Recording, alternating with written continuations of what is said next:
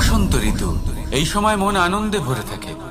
এমন মনে হয় যেন আমরা আকাশে বিচরণ করতে চলে যাই, কিন্তু সেটা তো সম্ভব নয়। সেই জন্য হয়তো আমরা ঘুড়ি ওড়াই, এই ঘুড়িকে নিজেদের প্রতিরূপ মনে করে। এবার অনেক মানুষ আছেন যারা ঘুড়ি ওড়ান, কিন্তু এই কর্মের সারমর্ম কি সেটা কজন বুঝতে পারেন?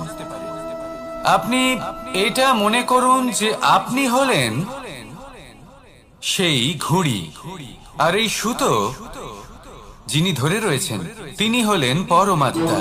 আর এই সুতো যেখান থেকে শুরু হয় সেই লাটাই হলো আমাদের কর্মচক্র।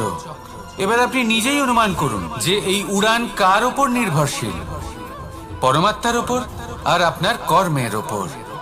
যদি পরমাত্মা আপনার হাত ধরে থাকেন, আপনার সাথে থাকেন, যদি আপনি শুভ কর্ম করতে থাকেন, আপনি এই আকাশে উড়তে থাকবেন। কিন্তু কোথাও কোথাও যদি পরমাত্মার সাথে এই বন্ধন ছিন্ন হয়, আপনার কর্মচক্র খারাপ হয়ে যায় বা থেমে যায়, তাহলে আপনার এই ঘুড়ি কেটে যাবে আর দূরে কোনো গাছের ডালে গিয়ে আটকে যাবে।